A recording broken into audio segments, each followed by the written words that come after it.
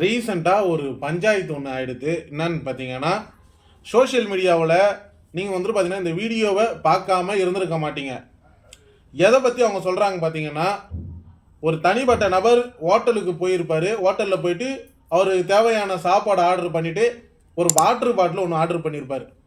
அந்த water பாட்டிலோட MRP rate 20 ரூபா தான். அது காமனாக உங்களுக்கு எல்லாருக்குமே தெரியும். 20 ரூபா தான் ஒரு வாட்டர் பாட்டில் வெளிக்கடையில் போய் வாங்கினோம்னா. ஆனால் அந்த ஹோட்டலில் இருக்கிறவங்க எம்ஆர்பி ரேட்டை தாண்டி 25 ரூபா வந்துட்டு பார்த்தீங்கன்னா பில் பண்ணியிருப்பாங்க, ப்ளஸ் ஜிஎஸ்டியோட.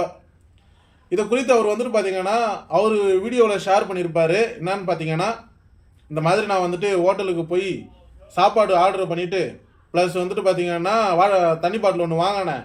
அதுக்கு வந்துட்டு பார்த்தீங்கன்னா எம்ஆர்பி ரேட்டு 20 ரூபா தான் வெளிக்கடையில் வாங்கினா, ஆனால் இங்கே 25 ரூபான்னு கொடுத்துருக்காங்க, ப்ளஸ் ஜிஎஸ்டியோட சேர்த்து.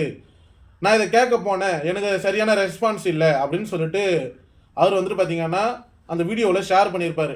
ஆக்சுவலாக அந்த வீடியோ எனக்கு நான் தேடி பார்த்தேன், கிடைக்கல. நீங்கள் எப்பயாவது இந்த வீடியோவை பார்த்துருப்பீங்க. பார்த்தீங்கன்னா யோசிச்சு பார்த்துருப்பீங்க, ப்ளஸ் உங்களுக்கு ஒரு ஐடியா எதுவுமே அது கிடைக்காது.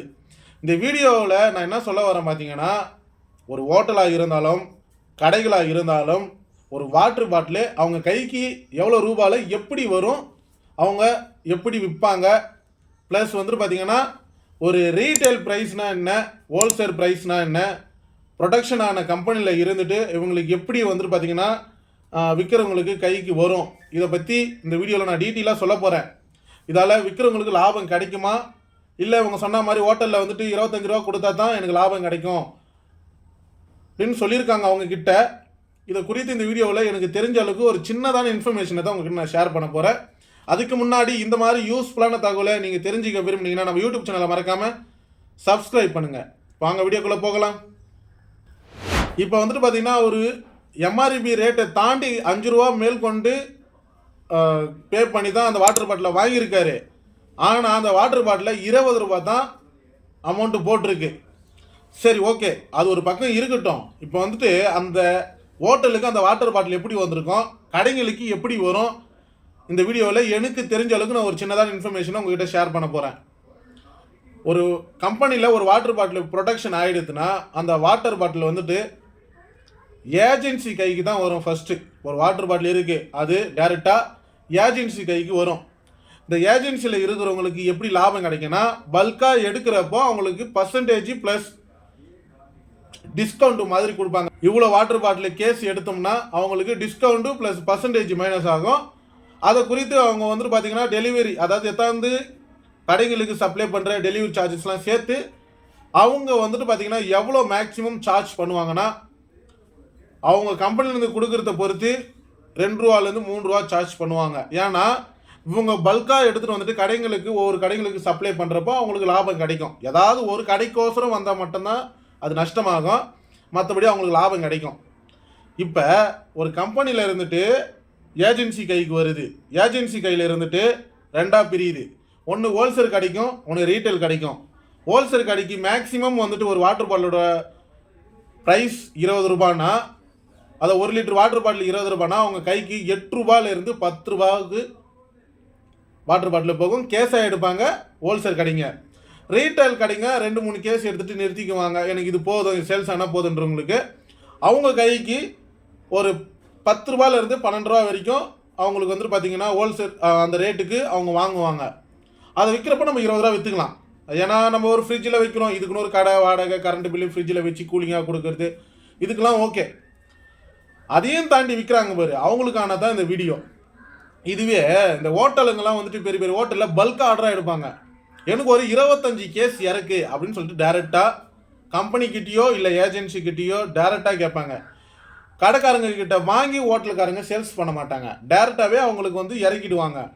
இறக்குறப்போ எவ்வளோவுக்கு இறக்குவாங்கன்னா 8 ரூபா மேக்ஸிமம் சார்ஜ் பண்ணுறது. ஒரு வாட்டர் பாட்டில் 1 லிட்டர் வாட்டர் பாட்டிலோட விலை 8 ரூபாயிலிருந்து 10 ரூபா வரைக்கும் சார்ஜ் பண்ணுவாங்களே தவிர்த்து 20 ரூபா ப்ளஸ் ஜிஎஸ்டிலாம் வாட்டர் பாட்டிலுக்கு போட மாட்டாங்க. எந்த கடைக்காரங்களுக்கும் இது வரைக்கும் அந்த மாதிரி வரந்தது கிடையாது, ஹோட்டலுக்கும் கொடுத்தது கிடையாது. எந்த கம்பெனியும் சரி ஏஜென்சியும் சரி ஜிஎஸ்டி போட்டுலாம் வாட்டர் பாட்டில் கொடுக்க மாட்டாங்க. டைரெக்டாக இந்த ப்ரைஸில் தான் வந்துட்டு வாட்டர் பாட்டில் அவங்க கைக்கு வரும். வந்தால் மேக்ஸிமம் 20 ரூபா வைக்கணும், சேல்ஸ் பண்ணலாம். ஏன்னா அதாவது ஃப்ரிட்ஜில் வச்சு நம்ம கொடுக்குறோம், கரண்ட் பில் என்னாச்சு, அதை எடுத்தாந்து கொடுக்குற ஆள் கூலினாச்சு ஓகே. 20 ரூபான்றது ஓகே 1 லிட்டர் வாட்டர் பாட்டில். ஆனால் 25 ரூபான்றது ரொம்ப ரொம்ப ஓவருங்க. சரி, அவங்க இந்த மாதிரி 25 ரூபா கொடுக்குறாங்களே, நம்ம என்ன பண்ணணும்? மக்களாகி நம்ம என்ன பண்ணணும்னா, எனக்கு இந்த வாட்டர் பாட்டில் வேண்டாம், நீ 25 ரூபா கொடுக்குறியா, எனக்கு ஃபுட்டு மட்டும் பில்லை போட்டு கொடு, எனக்கு இந்த வாட்டர் பாட்டில் வேண்டாம், ப்ளஸ் ஜிஎஸ்டி இதுக்கு நான் கட்டணுமா அப்படின்னு சொல்லிட்டு நீங்கள் வாட்டர் பாட்டிலை அவாய்ட் பண்ணிங்கன்னா தான் அவங்க மண்டியில் உரைக்கும். இந்த மாதிரி விற்கக்கூடாது, 20 ரூபா தான் விற்கணும், இதோட எம்ஆர்பி ப்ரைஸ் என்னவோ 20 ரூபா தான் அப்படின்னு சொல்லிட்டு உரைக்கும். நம்ம பண்ணுற தப்பு அண்டா அப்படின்னு சொல்லிட்டு நீங்கள் வந்துட்டீங்கன்னா அவங்க இதே மாதிரி தான் விற்பாங்க. நம்மளை யாரும் கேட்க போகிறது கிடையாது. நம்ம மட்டும் 5 ரூபா நம்மளுக்கு கிடைக்கிது அப்படின்னு சொல்லிட்டு இந்த மாதிரி தான் சேல்ஸ் பண்ணுவாங்க. தயவு செய்து ஒரு ஹோட்டலுக்கு போயிட்டீங்க, எனக்கு தண்ணி கொடுக்கலன்னு என்ன பண்ணுறது?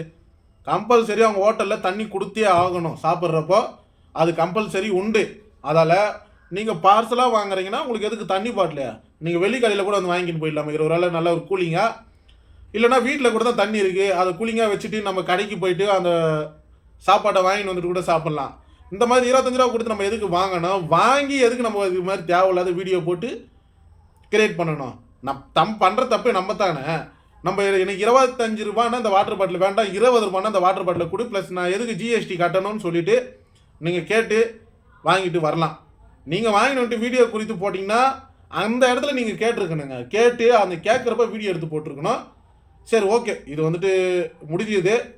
இதுக்கப்புறம் இந்த மாதிரி நடந்தால் நம்ம என்ன பண்ணணும்னா, தயவு செய்து வாங்காதீங்க. கொடுத்துட்டு உங்களுக்கு தேவையானதை மட்டும் ஓகே இந்த ஃபுட்டுக்கான விலை தான் கொடுத்துருக்காங்களான்னு பார்த்துட்டு வாங்கிக்கின்னு வர பாருங்கள்.